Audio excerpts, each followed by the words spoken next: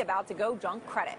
Michael Pento is Senior VP at Euro Pacific Capital. He says we're junk. Joe Balestrino is Senior Portfolio Manager and Fixed Income Strategist for Federated Investors. He says no way. Michael Pento, let's start with you because at least right now, we don't appear to be. The world, the market sets a borrowing cost, an interest cost on the American economy as a borrower. The Fed is setting the borrowing costs. Let's be honest. They're controlling the whole yield curve.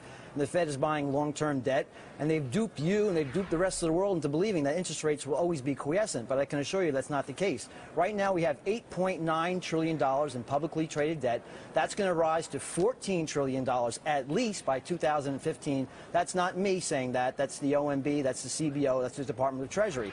That means instead of paying 5% of all federal revenue on interest expense, we're going to be paying 30% at a bare minimum in just a handful of years. So unless you believe that the Chinese, who have stopped buying our treasuries, and you believe the Japanese will have unlimited savings to purchase our treasuries, which they don't, their savings rate has plummeted, we're going to rely on our own savings, which is very, very small. So interest rates must rise dramatically, and that's the only thing that's giving the United States any semblance of solvency. Okay, you've made that argument. Joseph Balestrino, what's your response to that? He's saying they're going to surge. Right now, factually, they have not yet. What's your point of view? Yeah, Erin, I think it's a long-term problem to worry about today. Let's face it, we are the safe haven. The demand for U.S. debt from individuals, from corporations, from foreign government entities, from China looking to diversify their foreign currency reserves. We are the safe haven. Look at a day like today when the stock market's down.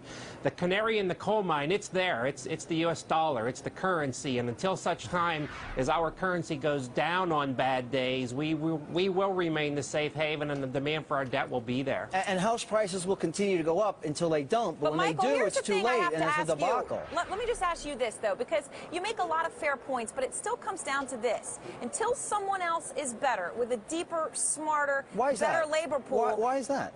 Because you've got people are going to put their money somewhere, okay? So what I'm asking you, hold on, please let me finish the question, okay? Where else would they put it? Right now they're voting with their dollars or their yen, and they're putting it in U.S. Treasuries. Okay, do they have to go into U.S. Treasuries? Could they go into commodities? Could they go into international? What I'm telling you is they are going into U.S. Treasuries. So you need to explain. Well, China has stopped buying treasuries. You need to explain. They actually haven't. There was 1 month where they had net drops, but all in they changed where they were buying on the curve. They have been in a series of months declining their participation in the U.S. Treasury market. Okay, like I said, it was on where they are on the curve. Okay, and if you look at foreign exchange reserves, they used to be 70% of excess reserves, and now they're 62% of excess reserves. Okay, let me just finish my question here. Again, you have to make the case if people are putting money in treasuries, which they are, because if they weren't, interest rates would be going up.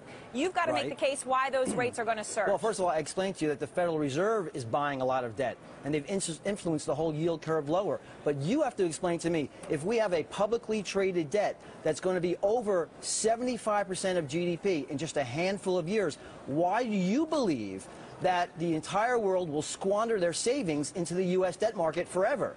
Why do you think the U.S. dollar will always be the world's reserve currency? The onus is on you to explain that. No, the onus is not on me. I'm the moderator of the conversation. The U.S. bond market is the most overpriced, Michael, you are so rude. Oversupplied market that is currently in existence. You have definitely gotten my temper up because you have been rude in this conversation, and I have done nothing but ask you questions. Joseph, please let me give you a chance to say something before we wrap up this conversation.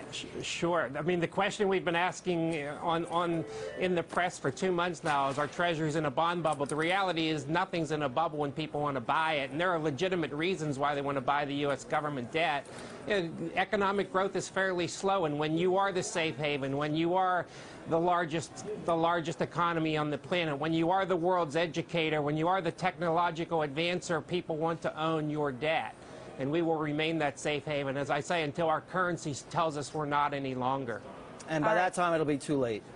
All right. Thank you very much. Appreciate it, Joseph, for making your case. Michael, if you're going to come back on this show, please just be a little bit more polite and gracious about how you present your points of view, okay? And next, we're going to talk about the happiness equation. Please let us know what you think the magic number is in terms of buying happiness. The answer on the other side of the break.